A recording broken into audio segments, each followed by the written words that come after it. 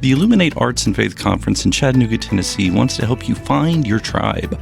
Do you get way too excited about quoting Wendell Berry or C.S. Lewis in conversations with coworkers? Does your Spotify playlist include hymns, a little jazz, and a whole lot of Andrew Peterson? Join your tribe at Illuminate March 31 and April 1 for education and inspiration from speakers Russ Ramsey, Douglas McKelvey, John Hendricks, and others. Find a complete list of session topics and ticket information at southern.edu/illuminate. In 2024, I set out to meet as many poets as I could and spend an hour with each one. I got more than I bargained for, more insight, more clarity, more hope. It's proved to be one of the richest highlights of my life. 17 writers, 17 deeply human conversations that made me sit up and pay attention. Franz Kafka once said, if the book we're reading doesn't wake us up with a blow to the head, what are we reading for? A book must be the axe for the frozen sea within us. And that's what I hope this new book will do. I hope it wakes us up, my friends. I hope these conversations will be the catalyst for something to be reawakened, re-enchanted, and reinvigorated. It's called An Axe for the Frozen Sea, Conversations with Poets About What Matters Most. I'm Ben Palpin, and I hope you'll come and listen in as I spend a little time with poets like Lucy Shaw, Malcolm Guite, Dana Gioia, and Lee Young Lee. Pull up a chair at the table as we dig into what it means to write well and to live well. An Axe for the Frozen Sea is now available from Rabbit Room Press. Visit the store at rabbitroom.com, or better yet, ask about it at your favorite bookseller. Comedy is the shape of the gospel. The idea that we move, yes, there are difficulties and complications and hurts and sorrows, but they ultimately resolve into peace and joy. You know, that joy has the final word, that love has the final word, that the story ends in a marriage and a dance, you know, not in a funeral, is that's fundamental to a Christian vision. That is the Christian vision of the world. Welcome to the Habit Podcast, conversations with writers about writing. I'm Sarah MacKenzie, your host. Wait, don't go. You're not at the wrong place. I know I'm not the host you were expecting today, but don't be too disappointed. I just stole Jonathan Rogers' host microphone for today, but he's actually here too. In fact, today on the Habit Podcast, we're talking all about the brand new editions of the Wilder King trilogy books, and I'm here to ask Jonathan questions that we all want him to answer. Jonathan, welcome to your own show. Oh, I'm so glad to be here. Thanks for having me, Sarah. Yeah, you're welcome. I've been looking forward to stealing your mic all since you asked, so I've been so excited. Well, I'm so grateful to you for doing this. Thank you. Well, I love the Wilder King books so much. So listeners, you're probably already familiar with these. Of course, they start with The Bark of the Bog Owl and The Secret of the Swamp King, and the third is The Way of the Wilder King. And the whole series is in my tippy top picks of favorite read alouds. I've read them multiple times with my family. My husband and I have 6 kids, and I can do a mean Feechy call. I'm just saying. I actually think my identical twin 10-year-olds are kind of part Feechy, actually. That may be true. Well, you might have to wrestle this microphone out of my hands, actually, by the time we're done here. Okay, so probably most of your listeners, Jonathan, are familiar with the Wilder King trilogy, I would imagine, if they're listening to The Habit. I hope so, but who knows? Who knows? So maybe you should want to introduce the books. Yeah, they have. When did they first come out? The Bog Owl first came out in 2014. So this is the 20th anniversary. We're calling it the 20th anniversary of the Wilder King. It's really the 20th anniversary of the Bog Owl, but we're re-releasing all 3 books this summer. So yeah, swampy adventure fiction, set in an imaginary place that looks suspiciously like South Georgia or Florida. There are swamp people, and there's the boy Aiden has some distinct similarities to some Bible character that I'll let people figure out for themselves, except that he's a shepherd boy who is going to be king one day, and that may be enough to give the whole thing away. I love when I was reading it to my now 10-year-olds. I guess it was last summer. We were reading it aloud. And at some point I just stopped and all I said was, does this story remind you of any other story you've heard? And they're like, no. I'm like, okay. And we just keep reading. And then like a couple chapters later, one of them like shrieks out with glee and tells me, I will also not spoil it for our listeners. New editions though, exciting. Yeah. There's new editions coming out this summer. Tell us about what's new in these Well, editions. the three main things that are new are that there's new covers by Stephen Krotz. And of course, Stephen Krotz does so many covers. He's so gifted at what he does. Tell me what other books has Stephen Krotz done? He's done a good many things for Andrew Peterson. He did the cover of Half Bald Hill, if I'm not mistaken. He does those the Wolfbane books. Yes. Scott James's books. I think he did the covers to those. Anyway, Rabbit Room books, Rabbit Room adjacent books, and very recognizable style. But also, and I think anybody who follows Stephen on Facebook certainly knows that he's also an amateur herpetologist. He's a very swampy guy. He lives in South Carolina. Is always going down into swamps and marshes and catching critters, and loves them. And so, I knew I wanted Stephen to do the covers if we could get him to do them, and if Rabbit Room would be willing to get him to do the covers. But what I wanted from Stephen was for him to tap into that other side of himself, right? He has this. So what I wanted was some covers that people wouldn't immediately know were Stephen Krotz, but then when they heard they were Stephen Krotz, they'd say, "Oh, of course that's Stephen Krotz." Yes. And I think when it's Stephen, you recognize the covers, but it's that it's his whole swampy and his naturalist side that informs those, and they're very colorful. That's another thing that Stephen doesn't always get a chance to do in his covers. Yes, that's what I think kind of makes them stand out from a lot of his other covers. But there's so much appeal for kids in the cover, and there's that giant alligator. So that's right. There's a giant alligator and a giant snake, and I guess the third book doesn't have a big animal on it, but it does have some small animals. A heron, and it has a beaver at least. Yeah. And so, like I said, I was so excited that Stephen was willing to do it. I was so excited he seemed to be excited to sort of tap into his swamp critter. His inner thing. swampy. That's right. Yeah. His inner Feechie. Yeah.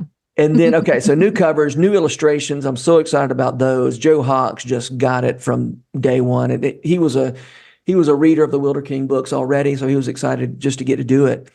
And even though he's from Iowa, he must have had recent ancestry in some swamp somewhere, because he just really, really got it. And so his Joe, I'm so excited about Joe's illustrations. They're just beautiful. They're so insightful. They add so much to the story. And when the original illustrations, one of my kind of rules I insisted on was no faces. I didn't want any faces. Yeah, why is that?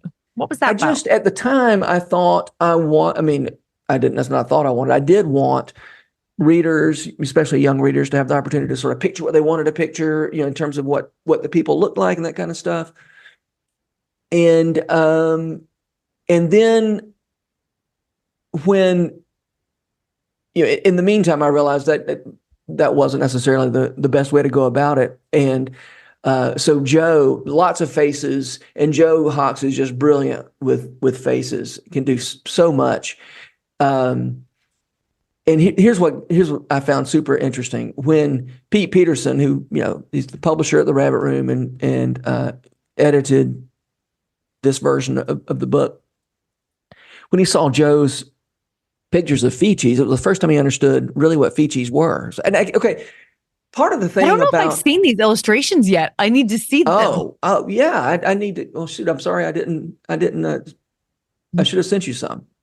Oh, well, I just want to see what a Feechie really looks like and if it matches what's in my head. Yeah, right. That's right. So I guess one reason I didn't want pictures of Feechies is that civilizers in the books never know whether to believe in Feechies or not. They never know whether they're real or not. Yes.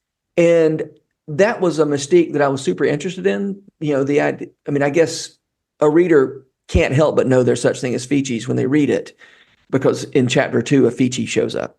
But, or I guess it's chapter 3. But anyway, when Pete saw these illustrations, he said it was the first time he had somehow gotten in his head that feces were like elves or something, or some kind of supernatural creature. Okay. And, I mean, it's been a while since Pete's read it, obviously. Yeah. But then when he saw the pictures, he goes, "Oh, feces are like Florida Man. They're just Yeah. they're just people with mullets, and they don't wear shirts a lot of the time. And so Scraggly facial hair and yeah. And so, and the other thing is, I wanted, in my mind, both feces and civilizers were of various races. I mean, they were black feces, white feces, and just different skin tones. And I appreciated that in the illustrations that could become obvious, and that might have been obvious to her, because I didn't comment on anybody's skin tone one way or another. And so I thought it was fun to remind, to show readers, oh, this is not just a bunch of, white people running around, but people of all colors running around. Yeah. How many illustrations are there in it? Do you know? Like, is it like every chapter or like every few? There are 10 per book, except book 2 has 11. Well, 10 plus a frontispiece. Book 2 has 11 because when Joe turned in his 10 pictures, he said, "Oh, and here's one that I started, but I could only do 10, and so here's one I started, and I loved it so much. It was my favorite one." And I said, it was from I don't know if you remember the Feechie sing in book 2, where Dobro starts singing a song that's so sad and everybody starts crying, and it was the picture of everybody crying. And so it was so funny. I said to Joe, "If you will finish this picture and let us insert it, I will name some wee feces after your children." And so that was the deal we struck. Every parent's dream, Jonathan, is to have their children. That's right. So book 2 has an extra one and some extra feces. Oh my goodness. That is so fun. Yeah. And his children are going to be like, those feces are named after me. Nobody else can say that. Yeah, that's right. Well, I can. I've got some feces named after my kids. Got it.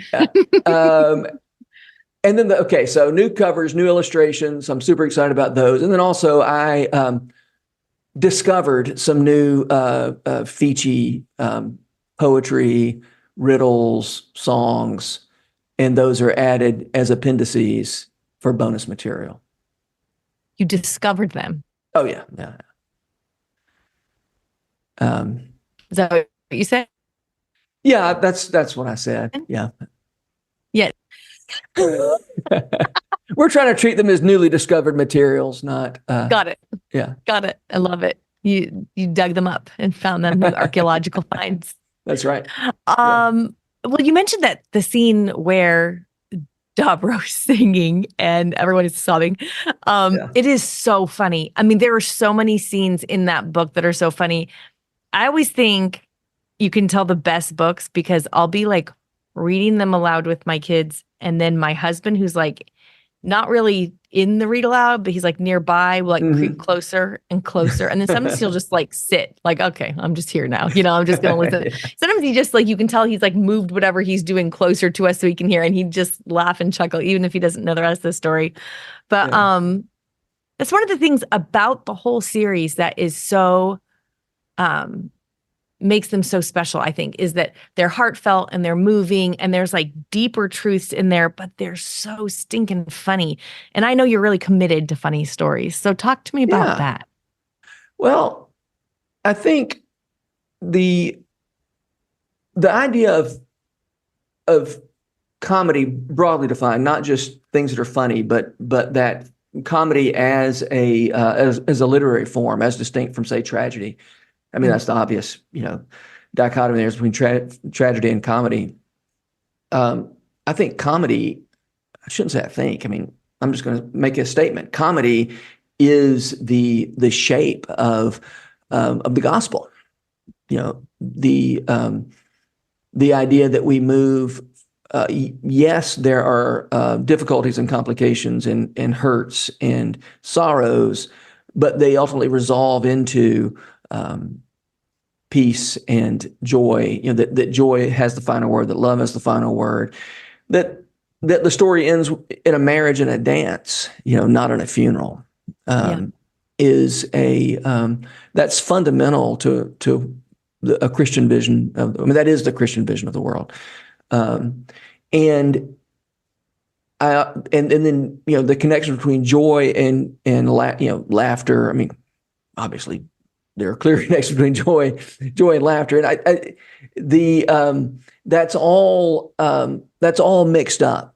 And also the fact that there's something ridiculous about our state as bearers of the image of God on the one hand, who also live in bodies that are just funny, and I always say we're kind of like dogs in tuxedos. That's funny, and that's who we are, a little lower than the angels, but also liable to slip on a banana peel, and so there's a way of thinking about you make something funny in order to, I don't know, distract somebody's attention so that you can then give them some sort of meaningful message or something like that. I think the humor is the message in many ways. It's that is the nature of the world ultimately. And Chesterton said that laughter is the great secret of the Christian, and that joy is, I can't remember how he put it, but basically a pagan vision is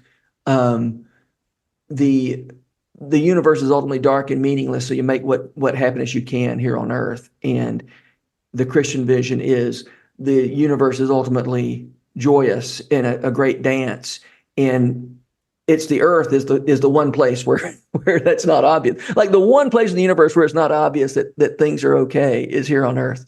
Unfortunately, that's where we live. But, and so that's all. I don't. The whole idea of I don't know if I just said this, a spoonful of sugar makes the medicine go down. I don't. That's not why I like funny stories.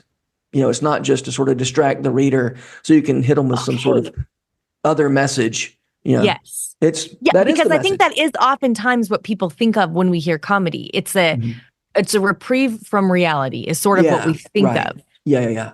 And what you're saying then, am I understanding this right, is like as Christians, comedy is not a reprieve from reality. It is the shape of reality. And it also includes things that aren't funny, but it's not necessarily just funny. It's like, what's the word I'm looking for? It's integrative for one thing. Instead of disintegration, it's about integration. Ooh, okay. Say more about that. I think, tragedy depicts the movement from an integrated state where things are put together and then you watch things fall apart. Yeah. And it ends in a funeral, right? Yes. Yeah. And when the protagonist gets a glimpse of reality, when Oedipus Rex gets a glimpse of the truth that he had been ignoring, it's so overwhelmed that he gouges his eyes out. That's tragedy, right? Things fall apart when people realize, oh gosh, things are worse than I thought, and therefore, I'm overwhelmed with whatever, sorrow, death, whatever. And comedy says, I know bad things happen, but that's not the end of the story. And things integrate ultimately. Things come back together. All these things that have come apart, have come undone, are going to come back together someday. Mm-hmm. Mm-hmm. And so now, having said that, there's many kinds of funny things that I don't think align with that vision of the world, right? One time I taught a class on comedy at Belmont University, and I kind of committed to the class before I'd really done my work on what I was going to have them read, and I had a really hard time finding the kind of things I wanted them to read.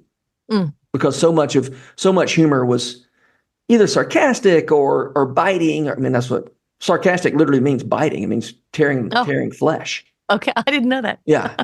Wow. Okay. And so that's why I always try, I try not to use sarcastic and facetious as synonyms, right? Facetious is not necessarily sarcastic. Anyway, I'm getting pedantic, forgive me. And I had a hard time filling out the syllabus, realizing how much of what was funny, how much stand-up comedy, for instance, was not integrative. How interesting. I've just never thought of it that way, but you're I feel it as you're saying it. I'm like, oh yeah, yep, that's absolutely what it feels like. There's a kind of laughter, and it's pretty common in sort of the kind of comedy you get when you turn on the television that is, that's belittling of other people. And then there's a kind of comedy that says, we're all in this together. Yes, right. Which is definitely very Feechy-ish. It feels I hope so. Yeah. Yeah. Yeah. I mean, I think that's actually part of the appeal, at least for my boys, is like they're reading this story and like they know they're civilizers. Yeah. But they also have like an inner Feechy. And I think it's just like that pull between the two. Oh man, I don't know. It's what we're all living with, isn't it? Yeah. Yeah. Yeah. Okay, so and it's set in a swamp, and like I know that means more to you than just like I picked a setting and I lived in the South. So yeah. What is it about swamps? Why is this like it feels like this story couldn't have been told in another place, although that's kind of a funny thing to say about this story in particular. But yeah, that's true. Good point. Yeah.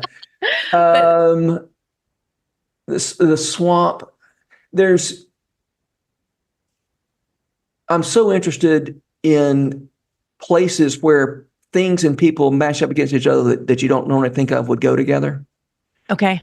I say I'm interested. Everybody's interested in that. It's not just me, right? And that's why news stories from Florida are so interesting. The Florida has all the sort of all the goofiness of Georgia and Alabama that's just sort of the base level goofiness of Florida. And then you add in, snowbirds and, swamp people and, who knows? I mean, there's so many layers of people mashing up against each other, plus mashing up against alligators and now what is it, Burmese pythons that are taking over the Everglades. And there's and I'm talking about Florida, but this is true of any swampy place. There's something about that idea of is it land or is it water? Well, it's both. And then different kinds of animals live there that can't live other places. And then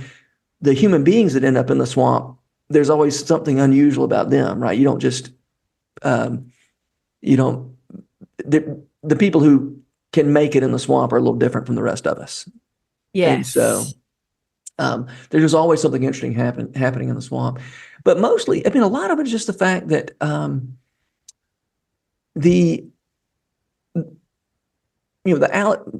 not gonna go off on alligators now. It's like there actually are dragons that live in the world where we live, and that's amazing to me. And I remember you telling me that Lou Alice, I think it was Lou Alice that you said you had been talking about maybe bringing in some kind of a creature. A swamp goblin or something like that. Yeah. And she was like, why on earth would you do that when you have alligators or something? I'm ruining it. Yeah. Yeah. And that's, I'm really glad she intervened when I probably would have gotten there on my own. I probably would have given up on the swamp goblin. But I'm really glad Lou Alice was there to keep me from going too far down. But you can say that path. about a lot of things in your life. That's very true. But yeah, it's the, and you may have heard me tell this story before because I end up telling it too often. But when I grew up, the part of Georgia where I lived was a place that used to have alligators and didn't have them anymore. And then in my childhood and teenage years, that's when they started coming back. And so it went from, oh, I'm so sad the alligators are gone, to wait a minute, this world that I live that seems so sort of regular and normal, and there's a Blockbuster video store and two McDonald's, it's also a place where there are dragons again.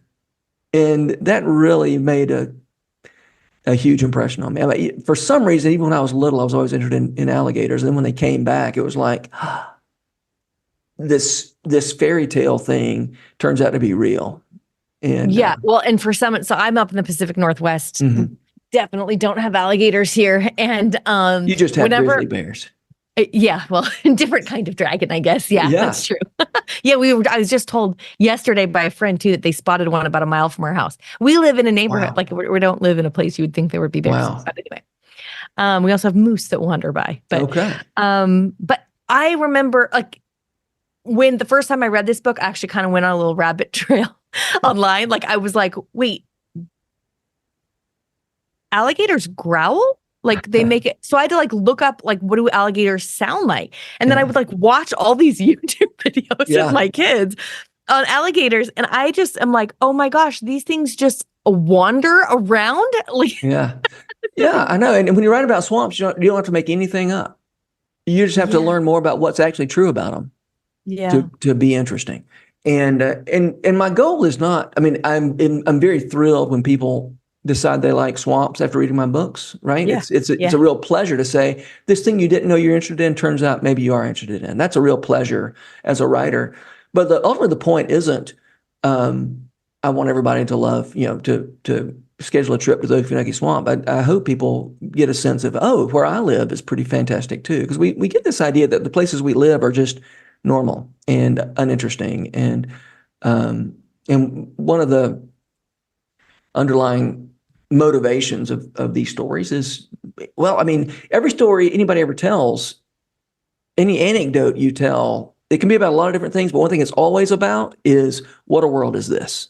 And that's why I didn't want to, set this story off in a truly imaginary, I mean, it technically is an imaginary land, but it sure does look familiar for that reason. Because the point is, what a world is this where we live? Not wouldn't it be great to live in a fantastical world? I don't remember if it was Chesterton or Lewis who said, maybe they both said it in different ways. I don't know. The reason why apples are gold in fairy tales is to remind us that they're red, and the reason why the river runs with water is to remind us of the idea that the stories where they run with wine. Yeah. Yes, and it's like it gives us eyes to see this world differently. And I know N.D. Wilson has talked about that as well in his fantasy stories, that his 100 Cupboard series, I think, he set it in Henry, Kansas, and he named it, he set it in Henry, Kansas, and the main character's name is Henry. And there's something there, I can't remember exactly what he told me about it. This was years ago, I talked to him about it, but it was the idea of like, this kid is like very much an everyman. He's very much like your fairy tale character that's like an everyman person. There's no special qualities. Yeah. And then you're living in a town where like nothing happens and this is just normal. And yet there are things happening all the time around you. That's the same sense I get. Yeah. And it feels like it makes us like close the book and wake up. Instead of escapism, like kind of going back to that idea of like comedy being an escape from despair or reality, we actually are escaping into it. It's like this fiction book, this fantasy novel is helping me actually live into my life and see my reality more clearly. Yeah, I think that's so important. I had to look it up because I have it written down at home in my reading journal, but I forgot it today. But the quote that I always, every time I read it, I've read your book so many times now, I just think, I don't know how you came up with this line, but it's so good. Oh, good. And, I can't wait. You're going to know what it is as soon as I say it. Live the life that unfolds before you. Love goodness more than you fear evil. Every time I read it, I don't know how you slipped that line into a book and it does not feel like didactic or preachy or anything at all. I feel like I read this book and you can like see these 10-year-old boys be like filling out their chests, like, oh yeah, it just feels like, and that's the other thing that I think you've done here with these books is we are Aiden easily, like it's so easy to slip into his viewpoint and like we're right next to him every minute of his journey. And anyway. I love that idea. I mean, I think about it a lot too, that idea of just what's unfolding in front of you, not the kind of story where you got to go out and, make something happen. Everything that happens to Aiden, especially in especially in book one and really for the rest of the book too, for the other two books also is what I mean to say. For the most part, it's not he's gone out and made something happen, but rather he responded to what was presented to him. He was in a position to receive. Now, and then a lot of times he found himself in situations where he did things accidentally that other people interpreted as, him being something fabulous. And then when he tries to be humble, says, "Oh, he's so great because he's so humble." It's like, actually, I'm just really, And I think that's always funny. And that's always a source of humor. It is so great. It is so funny. And the fact that he's like it's like he's the last to know. There's that this idea of like the really truly great leaders are the ones who don't set out to be one, kind of like they're just tend to their business. Mm-hmm. Yeah. And that's what you feel when you're reading this book, especially, at the very beginning when he kills the panther. It's the panther, right? I'm remembering that correctly. And then that's the legend that will follow him everywhere. Gives him his. Yeah. And, and one thing that I haven't been asked about very often, but I think about sometimes is the reason he was, and he did in doing that fulfill, a prophecy. But friendship was a part of that. He would have never done it if his new friend hadn't, Dobro hadn't stepped in. Yes. And right. And so it's a book about friendship, and I think friendship is really underestimated. I mean, I think in kids' books there's a lot about friendship, but I think the way grown-ups think about what's important in life, we don't give enough thought to friendship. Well, and the friendship looks different than it might look in other books because if you're friends with the Fichi, you got to be ready. That's right. You got to be ready to do a Fichi swap. That's right. A root swap. That's right. A root swap. Yeah. Well, there's that saying, friends are the family you choose. And I look at my friends and I think, I didn't choose those people. A lot of them are knuckleheads. They're just my friends because they're my friends. I mean, for whatever reason. Yeah. We found ourselves in each other's lives and that's right. And we're friends. I didn't, you choose some friends, I know, but I don't like that saying that friends are the family you choose. You don't choose most of your friends either. Well, and it kind of sets up this weird dichotomy that's like when these other people I'm just stuck with, and you're like, well, somebody chose them for you. And usually that somebody chooses better than you do. That's right. That's right. Yeah. Okay. So anything else, like what else about these new editions are you excited about? Or is there anything that just feels like, you're... Yeah, mostly I'm just excited about the chance to revisit the whole thing, to tell you the truth. Mm-hmm. When these books came out the first time, I didn't know how to enjoy the fact that I had some books out. And okay. What did you do instead? You say you don't know how. I spent time wondering about why Oprah Winfrey hadn't called to have me on her show, and I'm exaggerating. I didn't really think of Oprah, but you have these expectations as a young writer where you think you just have a mistaken idea of what books are good for, or what having written a book is. What having written a book can do for you, what it can't. And what it feels like, I think, because I think I grew up thinking as soon as you wrote a book, you'd feel like you'd arrived or something, or you'd feel different. And then your book, there are exciting moments along the way, but then your book comes out, it's usually kind of a dud of a day. There's like nothing actually on your book release day unless you fabricate something yourself. Uh-huh. Yeah, the world just keeps doing what they're doing. People keep doing their laundry. You still have to wash the dishes that night after dinner, right. And no fairy came and cleaned your whole house or whisked you off to be on national television. Yeah, that's right. Oh, yeah, I'm just the same person. That's so interesting. And we have sort of a mythology, I think, around that. So that's interesting. Yeah, that you say that. Yeah.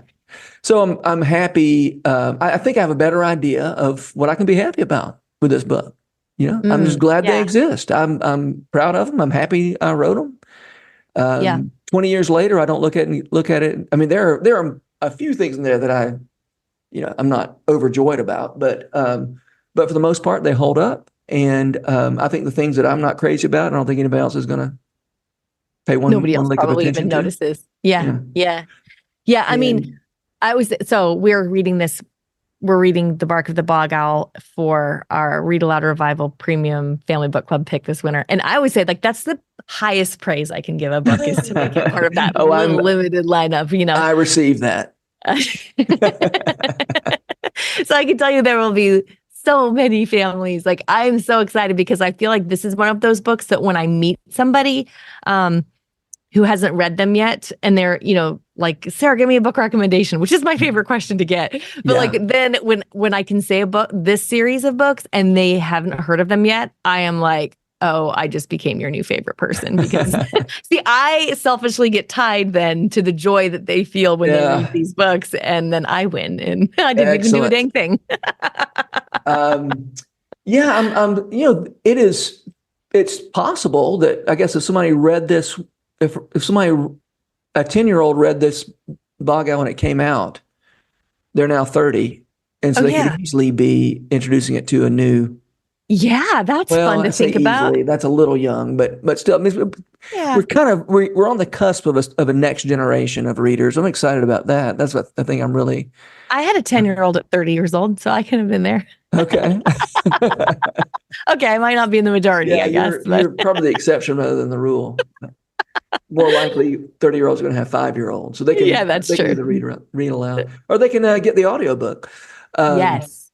Did you narrate somebody on Facebook yesterday said that they'd been listening to the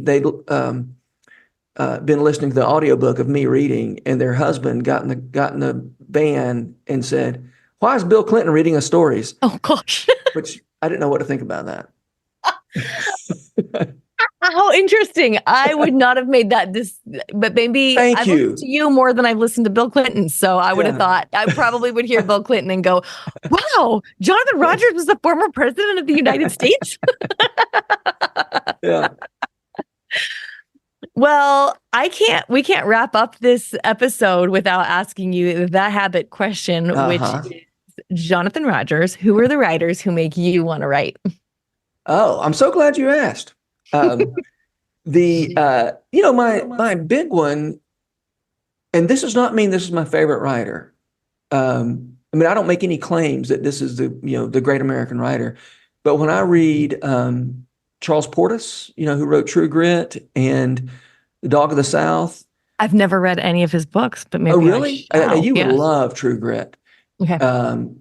And some people really love Dog of the South and some people don't. I'm one of the people who does love it.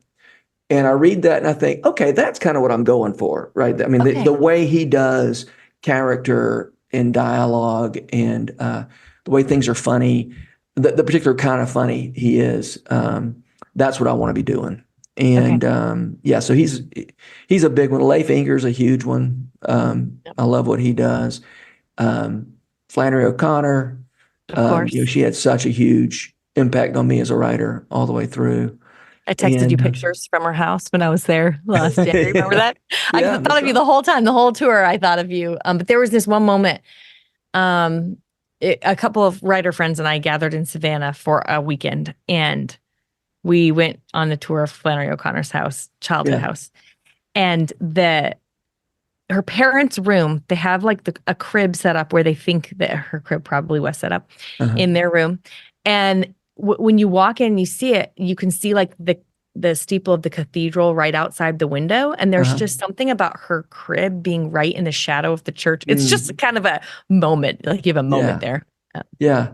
That little square she grew up in, that's quite a Catholic center, because there's the church and there's the school she went to, I guess was attached to the church. And then the little hospital, I don't know if it's little or big, the hospital she was born in was right around the corner. And she was born in the Flannery wing of that hospital, named for her ancestor, for one of her relatives. Oh, really? The docent told us the funniest story about, you probably already know this about her, but her mother would invite friends over, proper friends to play with. Yeah, right. Flannery did not want to play with proper friends. And so she would get out her darkest, scariest fairy tales. And they would go into the bathroom, into the bathtub, sit in the bathtub, just like dry bathtub. They're sitting in there. Yeah. And she would read the scariest books to them, fairy tales. That's a different thing to them. And see if, so that the little girls would either be like I never want to come back here ever. Or they would be like, this girl's my new best friend. That's funny.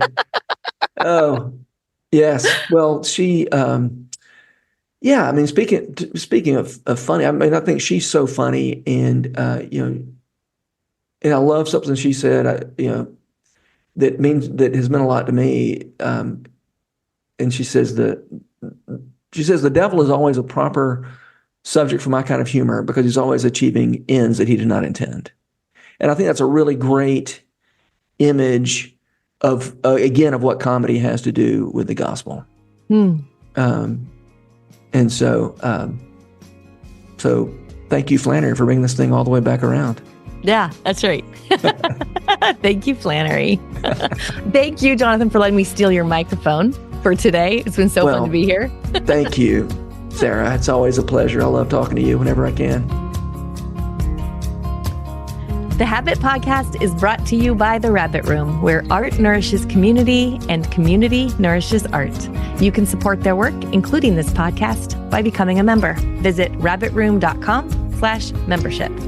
Special thanks to Taylor Linnett. Sorry, who's it that's? Leonard. Okay. Sorry, edit that out.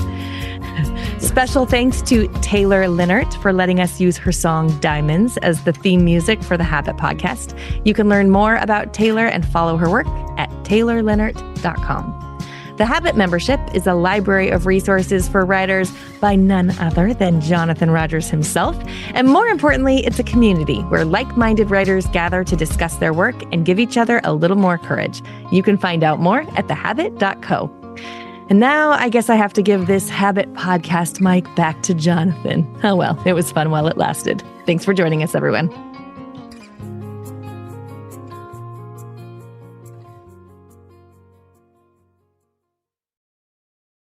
If you've enjoyed this podcast episode, consider joining the Rabbit Room membership. Your membership helps sustain this community, funding everything from publishing and podcasts and theater productions to events and programs that support artists who create with a Christ-centered vision. We'd love to have you on board. Learn more at rabbitroom.com/member.